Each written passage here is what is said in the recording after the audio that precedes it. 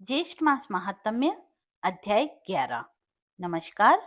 आज हम सुनेंगे ज्येष्ठ मास महात्म्य का अध्याय 11, गंगा महात्म्य वर्णन। ऋषि लोग कहने लगे कि हे स्कंद जी, सभी योग पापों का नाश करने वाले हैं और पुण्य को देने वाले हैं, तो फिर ज्येष्ठ मास को कैसे श्रेष्ठ कहा गया है? सो विधि पूर्वक हमसे कहिए। स्कंद जी कहने लगे कि हे ऋषियों, ज्येष्ठ मास शुक्ल पक्ष की हस्त नक्षत्र से युक्त 10वीं तिथि के दिन लोक प्रसिद्ध गंगा जी स्वर्ग से अवतीर्ण हुई थी। राजा भगीरथ घोर तप करके पापनाशिनी गंगा जी को लाए, इसीलिए ज्येष्ठ मास सब में श्रेष्ठ है और शेष योग ज्येष्ठ मास के सहचर व अनुचर है। ऋषि लोग कहने लगे कि हे स्कंद जी, भगीरथ जी किस कारण घोर तप करके गंगा जी को यहाँ पर लाए तथा पृथ्वी पर पहले कहाँ स्थित हुई? स्कंद जी कहने लगे कि जब समस्त ब्रह्मांड का निर्माण करने के लिए विष्णु भगवान के नाभि कमल में ब्रह्मा जी प्रकट हुए, उस समय ब्रह्मा जी ने एक हाथ में कमंडल और अन्य हाथों में वेदों को धारण कर रखा था।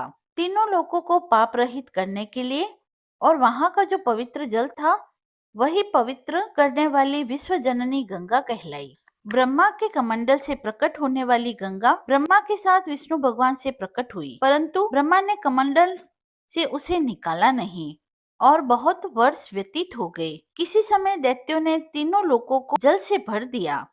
उस समय इंद्र आदिक समस्त देवताओं ने मधुसूदन भगवान का पूजन किया। पूजन से प्रसन्न होकर भगवान ने कमंडल के जल से तीनों लोकों को स्थापित किया। इसके पश्चात विष्णु भगवान के चरण कमलों से श्री गंगा जी प्रवाहित होकर बह निकली। तपोधन जब तक गंगा जी दृष्टिगोचर नहीं हुई, उसके पूर्व भगवान शंकर ने अपनी जटा को सुदृढ़ बनाकर उसमें गंगा जी को धारण किया। गंगा जी का शिव जी के साथ योग होने से द्विज अर्थात पक्षी रूप हो गया। तब सब देवताओं ने शिव जी से प्रार्थना की।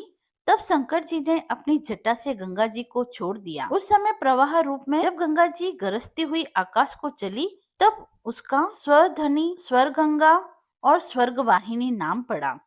उस समय राजा भगीरथ ने घोर तप करके अपने पितरों की मुक्ति के लिए गंगा जी को पृथ्वी पर ले आए। वहां पर शेष आदि की स्तुति करने पर गंगा जी पाताल गुफा को चली गई। उस पाताल से राजा भगीरथ द्वारा लाई गई, इसीलिए गंगा को भगीरथी भी कहा गया। जब राजा जहनु ने गंगा जी का पान कर लिया और उनको दक्षिण कान से निकाल दिया, तब उनका नाम जगती तल में जाह्नवी पड़ गया। यही गंगा तीनों लोकों में भ्रमण करती है और तीनों लोकों की रक्षा करती है, इसीलिए जगत में गंगा जी का नाम त्रिपथगा भी पड़ा। गंगा जी के नाम मुंडल समुद्र भूता, विष्णुपाद समुद्र भवा, गंगा हर जटोद्भूता, स्वर्धनी, लोकपाविनी, भागीरथी, जाह्नवी, त्रिशोता, भीष्मशु, मंदाकिनी, भागवती, त्रैलोक्य वासिनी, इन 13 नामों से गंगा संपूर्ण संसार में विख्यात हुई। जो मनुष्य इन 13 नामों का रात्रि तथा दिन में पाठ करते हैं, उनका वास भगीरथी गंगा के तट पर होता है। इसमें कोई संशय नहीं है। जो नित्य स्नान के साथ इन नामों को पढ़ते हैं, उनको गंगा स्नान का फल प्राप्त होता है। इन नामों के पदों से जो नित्य नमस्कार करते हैं, वे सब पापों से मुक्त होकर अंत में शिवपुर कैलाश को जाते हैं। मनुष्य के मृत्यु के समय निश्चल मन से, भक्ति से, योग से और बंधन से मुक्त हो जाते हैं। वे लोग स्वर्ग लोक को लांघते हुए ब्रह्म पद को प्राप्त करते हैं। जो मनुष्य अंत समय इन नाम पदों से अभिमंत्रित कर जल को अपने शरीर पर सिंचन करते हैं, उनको पातकी होने पर भी यमराज के दूत नहीं छूते। अहो, गंगा के महात्म्य को कहने में कौन समर्थ हो सकता है? हाँ, यदि आकाश के असंख्य मच्छर के समान अधिक संख्या में मुंह हो, तो वह मनुष्य गंगा महात्म्य कहने में समर्थ हो सकता है। ज्येष्ठ मास महात्म्य गंगा महात्म्य वर्णन 11वां अध्याय समाप्त हुआ। यदि आपको यह अध्याय पसंद आया हो तो जय गंगा मैया लिखकर अपनी भक्ति को व्यक्त करें। मिलते हैं अगले वीडियो में, तब तक के लिए धन्यवाद।